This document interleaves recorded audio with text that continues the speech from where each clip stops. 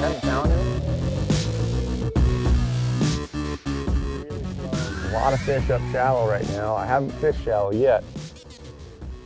You know, it's February. I've been fishing out in deeper water, but the water's warming up. You know, it's that time when they should be coming up, and obviously a lot of them are.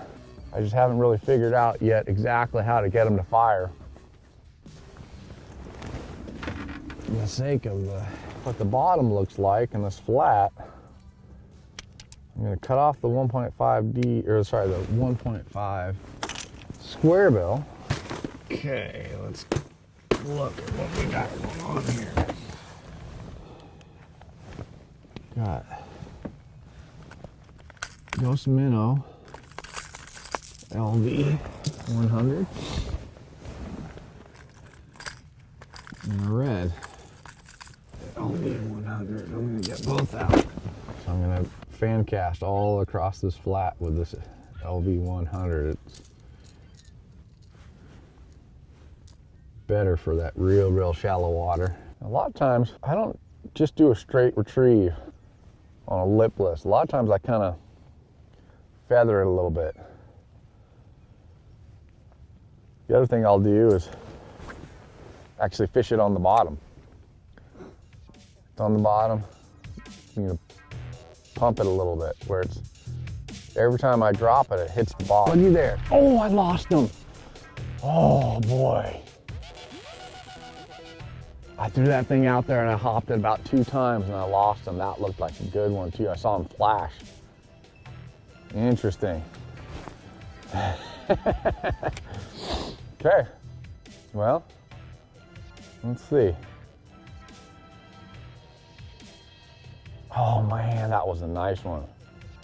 That one looked like a 3 or 4 pounder. I just saw him flash right when he came off. So what I'm doing is just letting that hit the bottom every time. Cast it out, let it sink. It's mostly just sand back here.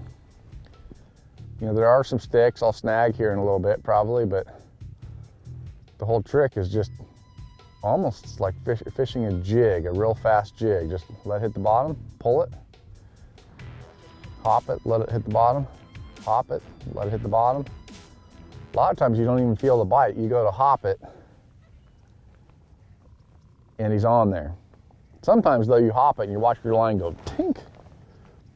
And what's funny is that when you do catch them like that, a lot of times they get it way down their throat. And I think it's because they can actually get a better bead on it instead of chasing it down and swiping at it. When it's hopping like that, I think they have an easier chance of actually engulfing the bait. So what it is, it's a big flat here on my left. All kinds of trees out here, but we're right on the edge. I'm in 9 feet of water right here, but I just landed my bait in about 3. It's a big flat up there that comes out to just a little break. That last one I lost was on that break and not up on the flat. You know, I'm just looking at sonar. You know, I'm looking at my forward-facing Panoptics, so I don't know what it is that's following him. And there's crappie in here, there's bluegill in here. They'll all follow it, or real small bass too. I mean, it could be, you know, those 10-inch fish, the last year spawn, that are following this thing as well. I'm getting a lot of follows on it on Panoptics. I'm not seeing them with my eyeballs, I'm seeing them with my sonar. You know, when we first got here, it was pretty calm, but very foggy. And now it's starting to get a little choppy. That wind's starting to blow just a little bit. Not bad, just a little bit of chop on the water, which I believe is a good thing. Anytime you can get cloud, wind, you know, wind and rain, something like that, that's when they hunt. I mean, they're predators. They like to hunt, and that's when they're more effective at actually feeding. So this is perfect weather for fish to hunt. So the fog is breaking up just a little bit. Looks like it's gonna, you know, possibly that wind is gonna blow that fog out of here. Maybe get sunny, I don't know. So you know, I'd really like to capitalize some more on this low light, that little bit of chop. You know, this is perfect for throwing reaction bait. There's one suspended up over top of the little rock pile right there, but I can't get down that deep. It's only 12, but this bait runs like 10. I got him. I saw him down there too on a rock pile. There we go. Look at that. Come here. All right, look at that. So there's rock down there. That's that 1.5 DD. Now I found a rock pile. I've actually been cranking a little ridge back here with some good gravel. And I saw the rock pile with my Panoptics. And I made a long cast with the 1.5 DD, DRS, and red. You know, water's clear, it doesn't matter. Water's clear, springtime, it's cold, they like red. You know, so far right now, I've had one bite on the 1.5 and a red and lost it. Got a couple on jerkbait, and keep running that crankbait and see. They definitely want to bite it. You get around the right place, you can catch one on it. Now what I did on that one is I actually saw the rock pile out there on my Panoptics, and I saw a fish sitting on top of it.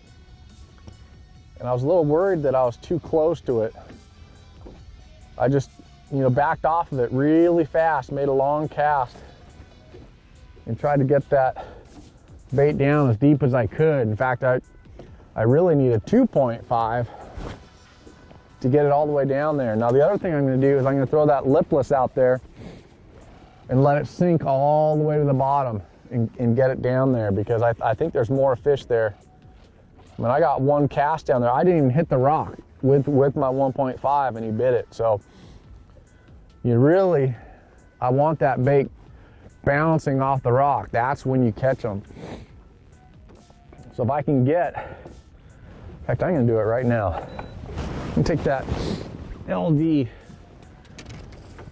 throw it out there. I see another fish down there on that rock pile.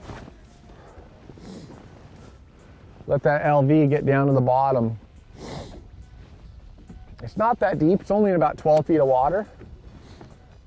But that 1.5 DD runs about 10. And like I said, I made that cast to it, but I didn't actually feel the bait hitting the rock. He just, you know, came up to it. But anytime you can get that bait down there and bouncing on the rock, you're gonna get more bites. So here's the rock right here on my Panoptic. So this is what rock looks like out there. When I first saw it, there's a fish right there. When I first saw it, there was one sitting like that right there. I think there's a fish sitting on top of the rock. There's rock, I'm moving around, but there's definitely some fish holding to it. It actually looks like one over here too. I saw another one sitting right there. I'm gonna try this. See if I can do it while I'm sitting right here.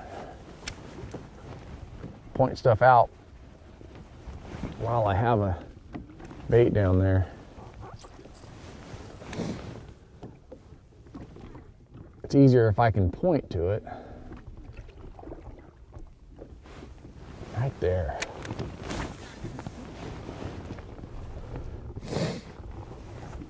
Kind of missed it, but I'm kind of okay there. See, that's a fish right there sitting on top of that rock. That's a big one right here too. That's close to us. That's only 30 feet out. The rock's 60, but there's a good one sitting right. I can tie on a 2.5 so I can actually grind it around down there a little bit. So this here is the 2.5 DD DRS. The DRS is the deep rattle sound.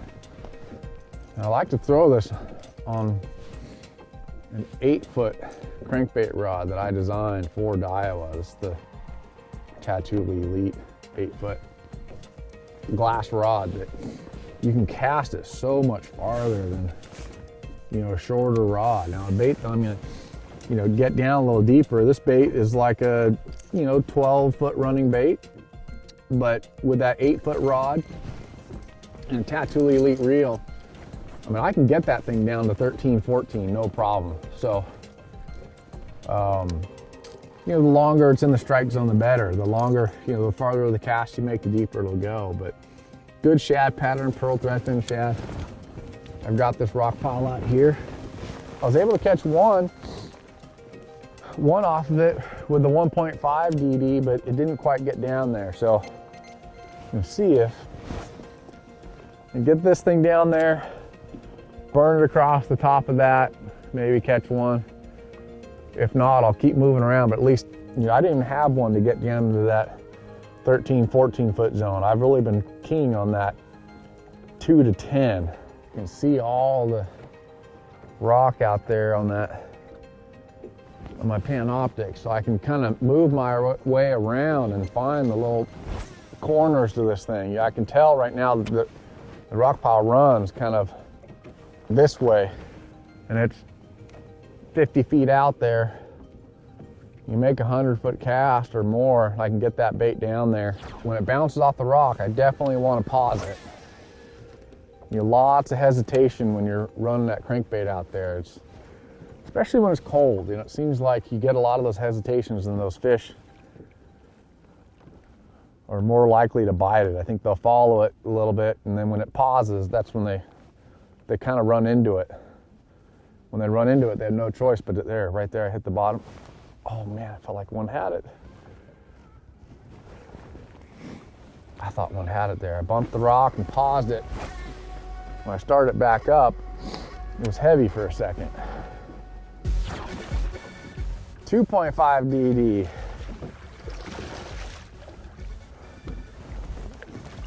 Oh, that's a nice one. Look at that. And that's when they get it. I mean, he wanted it. Look at that. All right. Well, maybe I'm onto something. I don't know.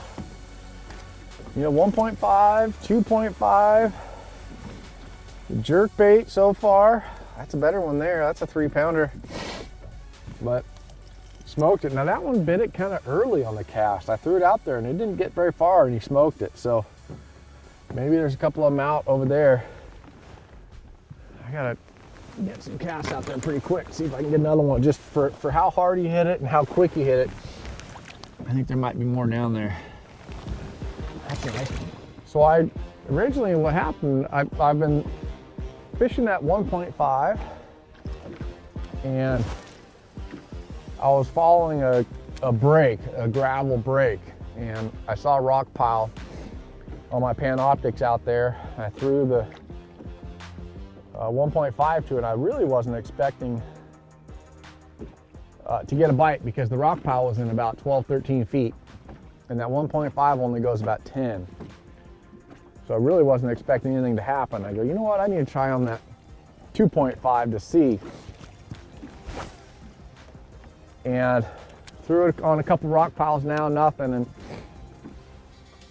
I got that cast, you know, along that break and some more rock. It's a deeper diving bait. You know, I'm getting it down a little bit farther, and I think that might be the key. At least it was on that bite. Right now I've caught several fish, a couple on the jerk bait. Shallow, I lost a good one on a lipless. Caught a decent one on the 1.5 in about 10, 12 feet of water. And then now just caught another one on the 2.5 DD. Now I don't have a red 2.5, I just have shad color. So I'm throwing the pearl threadfin shad right now. You know, really this is just kind of early pre-spawn. Those fish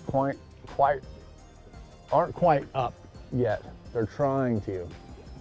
But 1.5 DD, 2.5 DD, the LV, the jerk bait, all good springtime baits like this for keying on those early fish pulling up. And that's one thing that, you know, people don't realize, that how effective a crankbait is for finding fish, but not always even catching them. I use a crankbait and a jerk bait so much to locate the fish. You know, I found a couple areas now. I've covered a lot of water where I feel like there's a lot of fish. And in a tournament situation, I would mark these areas, and then I come back in the tournament and I would make a quick pass with the reaction bait to catch those active fish.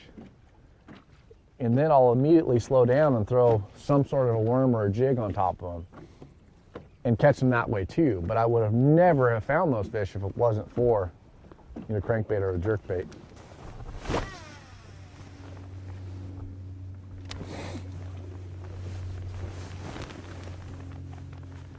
Doing this just to get my line down there and get the bait just a hair deeper.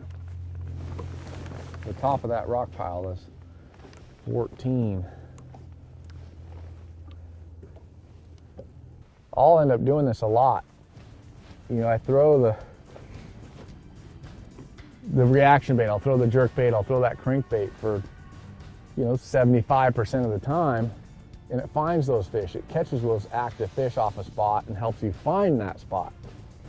Right here, I actually found it with the crankbait before I even saw it with Panoptics. Well, now what I'm seeing when it's slick calm is there's a bunch of those fish that have pulled up onto the top of the rock, and it's almost like they watch the crankbait go by. I can tell. I can watch the fish when my crankbait's getting close to the rock pile. You can see the fish start moving around. They'll shoot up real high. It's almost like they're getting out of the way of the crankbait. So I can tell they don't really want it. You know, I'll need to come back. Like, this would be a good spot first thing in the morning, and maybe a good spot in the afternoon, or if it was windy. That's when I found it, when it was windy. So we're gonna go back to an area where right off the bat I saw a lot of fish on the graph. You know, they were on Panoptics. I caught 2. I could get them to chase the jerkbait. There's a little change in weather. The sun's a little higher right now. We'll make another quick little pass through there and maybe throw a worm once or twice just to see if they'll bite that. You know, my whole thing that I've always done is I use the reaction baits to find the fish. But you also need to be able to catch them when they don't want to chase something down. So we'll go back, we'll throw a worm a little bit, throw the jerkbait again, and we hopefully pick up another fish or 2. Right now I'm sitting on a handful of fish. Lost one good one, and across the board, 2 on the jerkbait. I got a good one on the 1.5 DD and a good one on the 2.5 DD. So both those baits are kind of in that 10 to 14 foot. I start off the morning fishing in that 5 to 8 or so, somewhere in there, 2 to 8. So now I want to get out, you know, get back in there, try it again. Just for how many fish I saw, there has to be a way to catch them.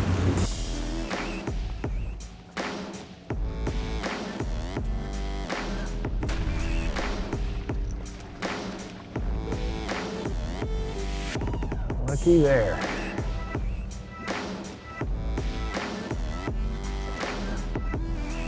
Another one on the jerkbait.